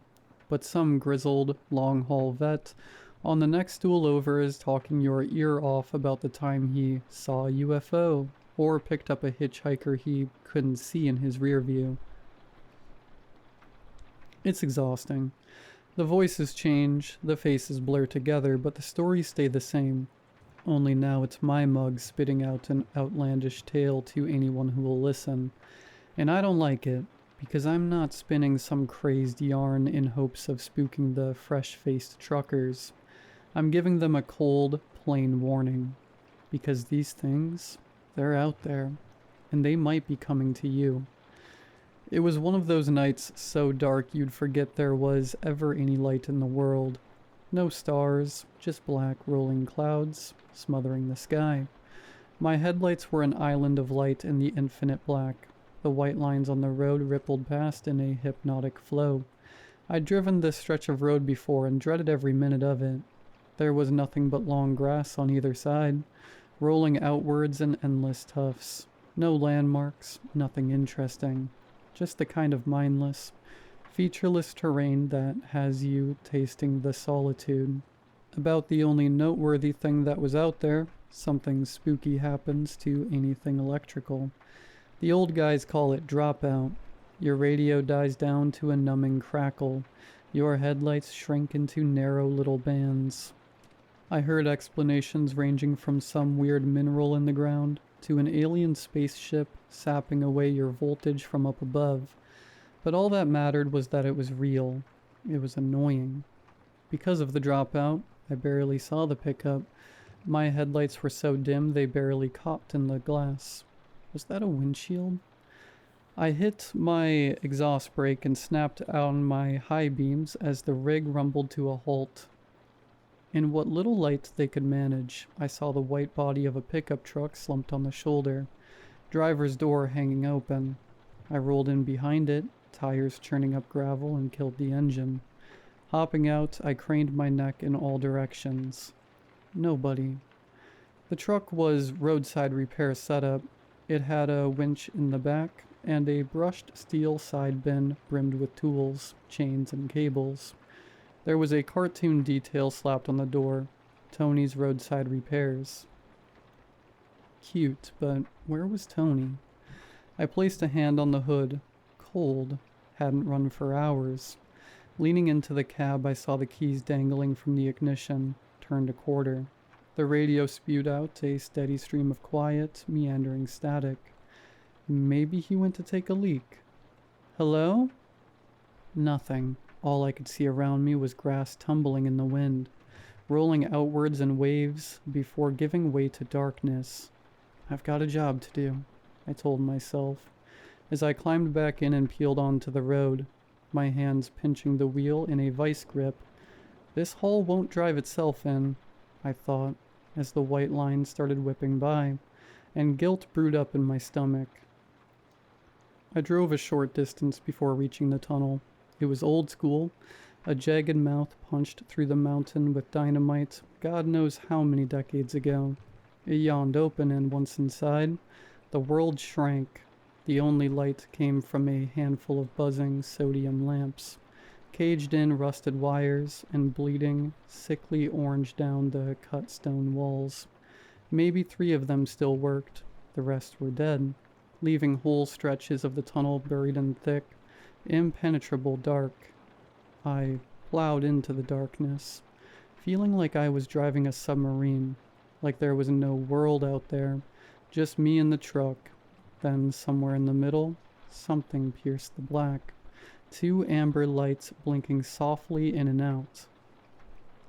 Hazard lights? Somebody broken down? That explained where Tony ended up. I tried my high beams again, but they flickered in and out before settling on a weak glow. Dang it. I pulled it over to the tunnel side, my mirror almost touching the rock, and dug around for my flashlight. As I opened the door, the humid air draped around me like a blanket, cold but rich with some ungodly odor. Not quite rot, not quite mildew. It smelled almost like the ocean. Not surprisingly, my flashlight was on the brink, leaving me with a dull, flickering beam to fight the darkness. I cast it as far ahead as I could as I tried to make out the car. Hello? Anybody there? My voice bounced down the tunnel, meeting no response. But there was something shuffling around up ahead, a dark silhouette by the lights. The torch beam was too weak to make out any details, but there was something there all right. Someone. As I clattered onwards, the silhouette took on a shape. A man. He was waving, hinging his arms back and forth. There was something strange about the motion. It was slow, lethargic. Up, down, like a puppet. You okay there? As my voice reached him, he started shuffling, like something was dragging him back. He stiffly collapsed into his driver's seat. I kept going, the hazard lights drawing me onwards. Blink, blink, blink. As the dull torchlight spilled along the car's silver body, I noticed it was odd. I know cars. I spend half my life staring at their taillights, cursing them under my breath. I can name makes and models by the shape alone, but this? It was nothing, like a Toyota, a Kia, or a Chevy, just car. The kind of thing a kid would draw come to life. The hazard lights pulsed intensely, rippling in a fit against the dark. I looked back at my thready headlights, shook the flashlight, and watched the beam cut in and out. How come this guy's not hurting for volts? I was close enough now to really look at the bodywork. It wasn't metal. The torchlight splattered beneath its surface, filtering red, unveiling a twisted network of fibers, veins, coursing through the panels, and the whole thing was moving, undulating gently in and out, breathing. My feet froze to the ground. I panned the flashlight over the driver's side window. The body in the driver's seat was pale, paper white, clouded eyes, bulging from their sockets, mouth hanging agape. On his shoulder, a round white patch was sewn onto the jumpsuit. Tony's roadside repairs. A dull amber light began to leak from his open mouth. I should have ran. I was too late. Something long spewed from the body of the car, tearing and whipping through the damp air. I was yanked off the ground before I knew what was happening, an immense pressure crushing my ankles together, grinding bone against bone. It had me. I clawed at the tarmac as I was dragged back, losing fingernails but desperately trying to fight the pull. I kicked, I thrashed, I screamed. I twisted my body until the boots were wrenched clean off my feet. The tentacle flung them into the darkness and flailed in anger. I didn't waste a second. I bolted away with a speed I didn't know I had, body electric with fear. I ripped open the door of my truck and threw it into reverse, stomping the accelerator through the floor mats. I watched the dials spike into the red. The engine shuddered to the point of stalling, wanting to die right there, but I willed it to go on. Out there, the car was coming after me. Not driving, but walking, scuttling on a tangle of segmented legs sprouting from its undercarriage. The headlights pushed out of the body on stalks, pulsing with furious yellow light. I couldn't even watch it chase me. My eyes darted between my mirrors. I could barely make out the white flanks of my trailer, but I had to. I frantically steered and counter-steered, keeping it in line. If I jackknifed in the tunnel, I was dead. But then my mirrors caught them. More lights. Amber. Flashing. Another figure chiseled out of the darkness, drunkenly waving its arm. This time I really saw it. He was little more than a skeleton. Long, desiccated hair plunged from a yellowed skull. The tatters of a denim jacket and what looked like bell-bottoms hung from the bones. I saw the bones were lashed together by a network of little tentacles, their tips gently glowing, blinking in amber. From the neck, the tentacles braided together into a thick, glistening appendage, feeding back into the car. Anglerfish. Poor fellow was the lure. This car was old. Big round headlights, wood panels, rear fins. It was from back when cars used to have edges. My trailer clipped its cadaverous lure as I shot past, shattering bone into puffs of powder. A shriek, wet and angry, rattled through the tunnel. It yanked its broken lure inside itself and spat out a crazed, thrashing tentacle. It seized my mirror, tearing it from the cab and tossing it into the void, but I was clear. I kept reversing. The truck was screaming at me. Warning lights I'd never seen before erupted on my dash in an expansive rainbow. The engine shuddered so hard I thought it would leap out of the hood. But I kept going until the rock of the tunnel peeled away, and the black night sky rolled above my head. Then I stopped. The tunnel mouth yawned. Within its shadow, amber lights flickered. 10, 12, 15, I wasn't sure. How many of those things are in there? Needless to say, I skipped the tunnel. I backtracked until I had the weakest bar of signal and called the cops. Then spent the rest of that night with my eyes glued to the windshield. My head dipped once or twice, but I wouldn't let myself sleep. The bright steel morning singed my eyes by the time the patrol car trundled in next to me, the cop tapping my window, lukewarm coffee in hand. They knew about Tony the mechanic. He was reported missing the previous night. They went in, scoured the tunnel with their spotlights, but found nothing. That didn't surprise me. They acted funny, sure. They tried to look taken aback by my story, but every raised eyebrow was well practiced. Every, your mind plays tricks on you in the dark, and you sure you weren't drinking? Rehearsed to a T. They know what's in that tunnel, dealing with cases like me, like Tony. That's just Tuesday morning, so all I can do to help anyone is warn them. If you see a broken down car on the side of the road, hazard lights blinking away in the dark, you might feel like stopping, like being the Good Samaritan, ever eager to help change a tire, or lend out your jumper cables. but these creatures evolved to feed on that very kindness. And they're hungry, very hungry. Do not stop.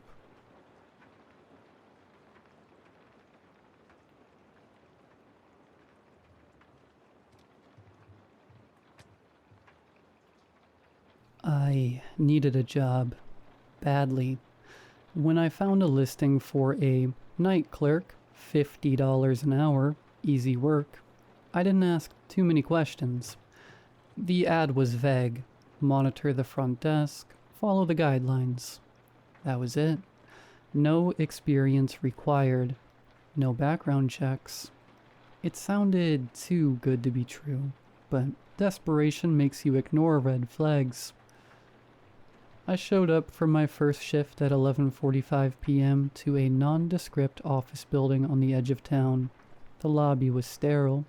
White walls, tile floors, a desk with an old CRT monitor.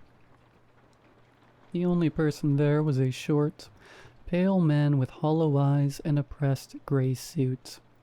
He handed me a single sheet of paper, his expression unreadable.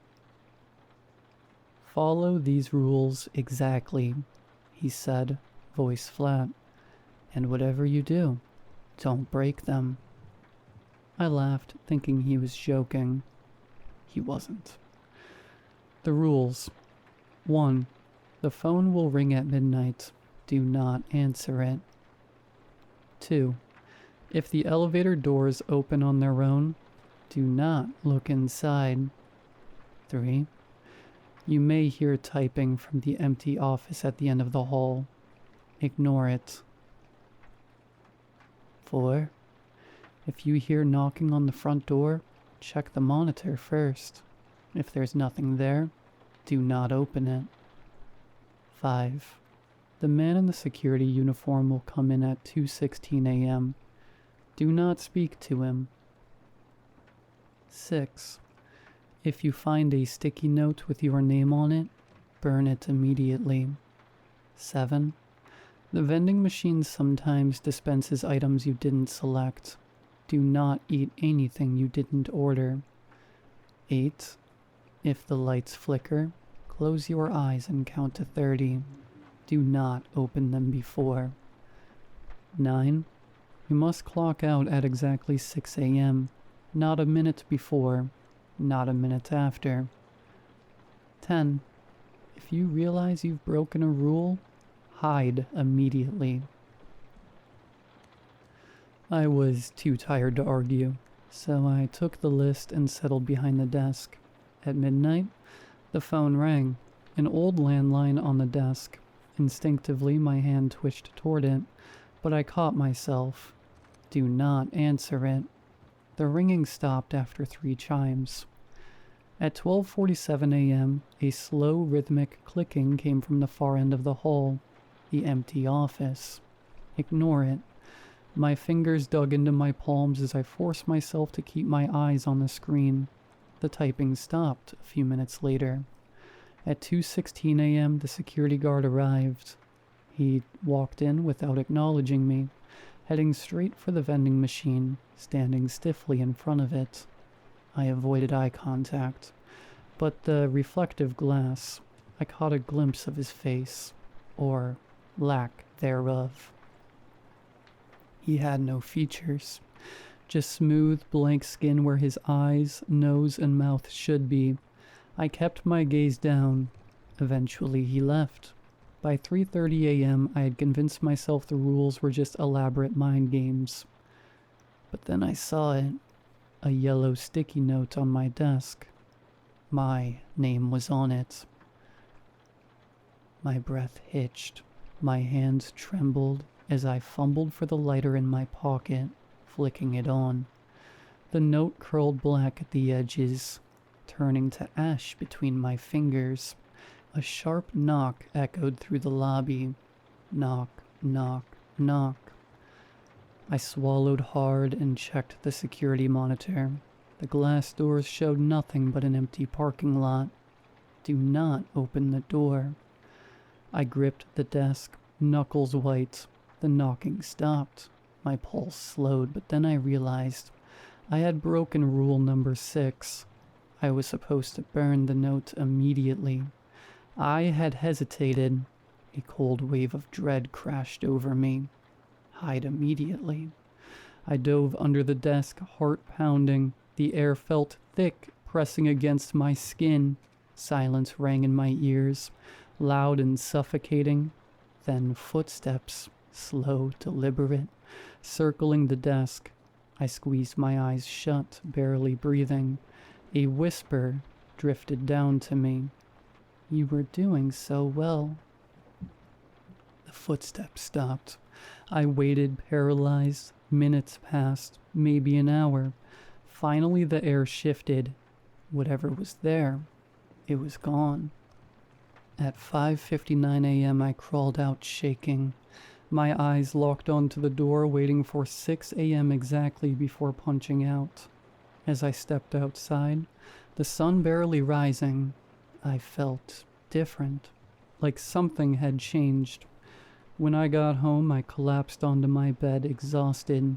My phone buzzed. A new email. Second shift confirmed, 11:45 p.m. tonight. I never signed up for another shift. I tried to quit, called the number from the job listing. No answer. Then I checked my bank account. I had been paid. Twice. Once for last night and once for tonight. The money was already there. The job wasn't over.